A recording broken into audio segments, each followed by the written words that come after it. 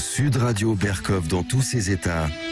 Les perles du jeune journaliste de BFM, Amandine Atalaya, expliquait dans les couloirs de l'Assemblée nationale, elle expliquait que effectivement, vous savez, le RN, à la grande stupéfaction du RN lui-même, du Rassemblement national, est arrivé à 89 députés. Et elle se disait, oui, c'est bien, mais enfin, en même temps, ces gens-là, franchement, est-ce qu'ils savent parler au moins? Ils arrivent à être députés, est-ce qu'ils savent parler? Écoutez Amandine Atalaya. Normalisation, mais elle aura du mal à maîtriser tout cela, Marine Le Pen, à moins d'être vraiment maîtresse d'école avec tous ces nouveaux députés, parce que beaucoup d'entre eux ont été élus par hasard, nous disait même tout à l'heure un député du Rassemblement national. Il ne s'y attendait pas. L'un d'entre eux, par exemple, nous disait-il, est un viticulteur qui a apparemment la parole très fleurie, qui était encore sur son tracteur il y a 2 jours et qui débarque à l'Assemblée nationale. Et comment ces gens-là vont-ils apprendre quelques jours à maîtriser leurs paroles? Ça sera un enjeu vraiment difficile. Ces gens-là, oui, il n'y a pas que Brel qui parle de ces gens-là. C'est vrai, un viticulteur marin, ça c'est pas parler comme un viticulteur. Franchement, c'est quand vous êtes énarque, quand vous êtes cadre supérieur, quand vous êtes médecin, quand vous avez été formé, notamment par exemple à l'école alsacienne ou à l'école bilingue, là vous savez parler, là vous venez à l'Assemblée nationale, là vous savez vous exprimer en français, c'est autre chose. Viticulteur, mais où allons-nous, ces gens-là? C'est vrai. Alors elle s'est excusée, Amandine Atalaya, c'est vrai, elle s'est excusée, elle a compris, c'est une journaliste intelligente, mais enfin, c'est amusant quand même ces réflexes qu'on peut avoir de temps en temps. On dit oui, mais enfin écoutez, franchement, on va pas laisser parler n'importe qui quand même, on peut pas. Mais pourtant, je n'ai pas entendu que quand Rachel Keke, femme de ménage, est arrivée, tout le monde, le cercle de famille a applaudi à grands cris. On n'a pas dit, alors cette femme, oui d'accord, les femmes de ménage, c'est ce qu'elle sait parler. Et Christophe Barthès, le député RN visé, viticulteur, a répondu. Écoutez ce qu'il a répondu, Christophe Barthès. Je remercie quand même la journaliste qui a pris la peine de m'appeler pour s'excuser. Comme j'ai une certaine éducation paysanne, j'ai accepté ses excuses, mais je suis blessé. Votre journaliste je suis désolé, a méprisé le petit peuple de l'Aude en particulier, puisque je viens de l'Aude. Effectivement, moi je suis paysan depuis bien longtemps, de père en fils, depuis toujours. Et lundi la journée, j'ai passé 15 heures sur mon tracteur, évidemment, pour être présent mardi ici. J'ai trouvé ces propos méprisants et voilà. Et il faut le reconnaître, ça. Il faut faire attention à ça. Il faut faire très attention à ça. On sait tous d'où on vient. Oui. Les 90% des journalistes, c'est des bons bourgeois, comme moi, comme beaucoup d'autres, etc., formés dans des écoles, formatés de temps en temps dans des écoles.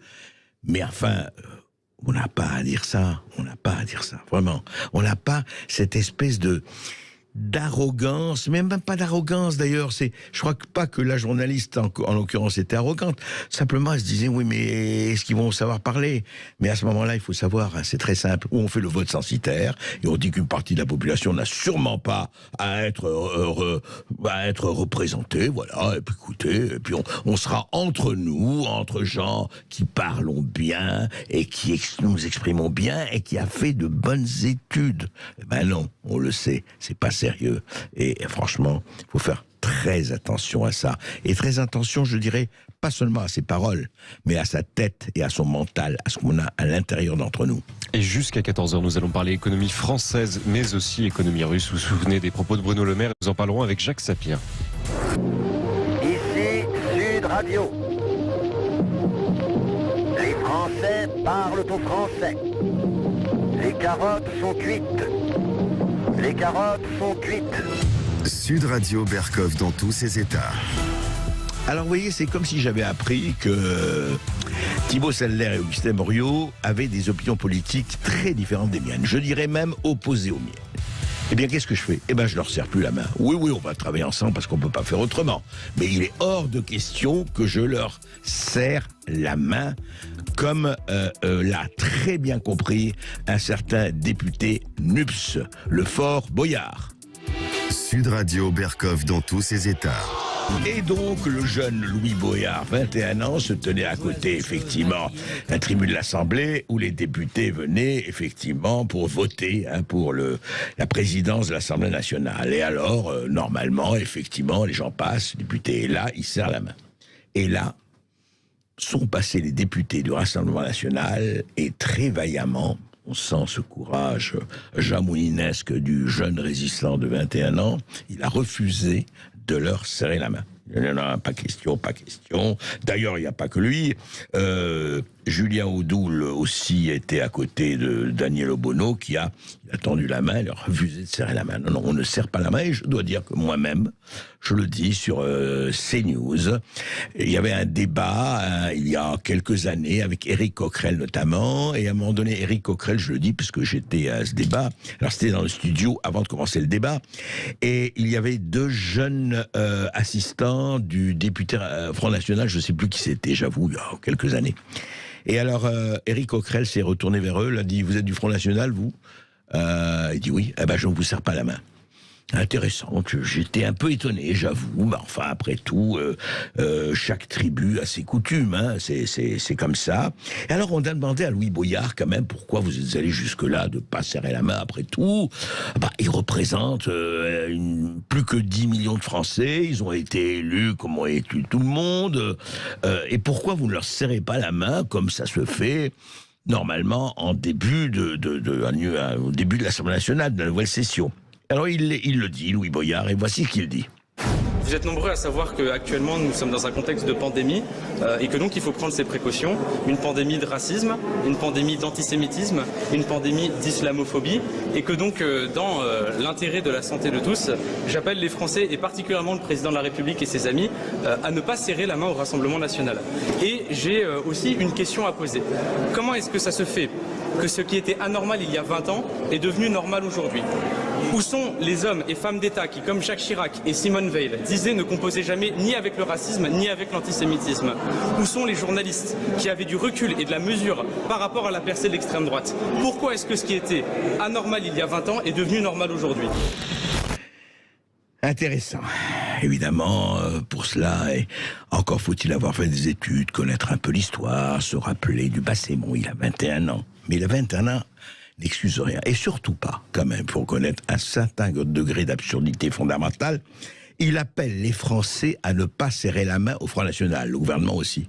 Donc, si j'ai bien compris, il appelle 11 millions de Français qui ont voté Front National à ne pas se serrer la main. Et oui, tous les Français qui ont voté Front National, ils sont quelques-uns, oui, ils sont Français. C'est terrible, on comprend, c'est un malheureux.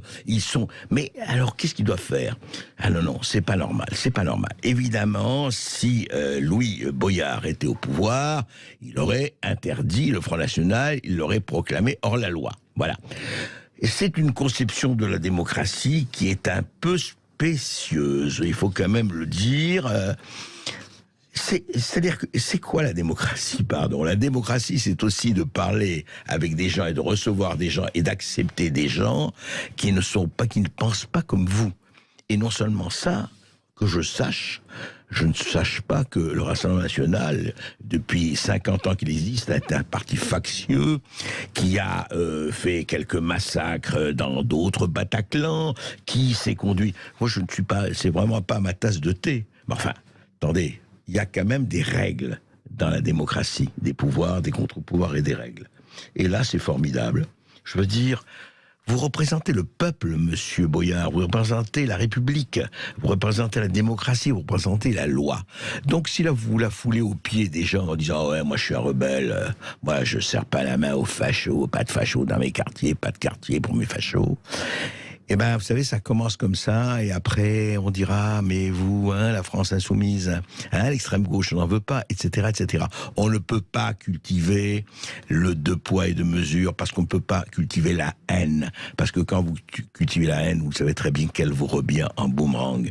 Alors, attention, parce que demain, ce sera peut-être vous à qui on dira, casse-toi tu pues, et marche à l'ombre. Sud Radio Berkoff dans tous ses états. C'est toujours un million.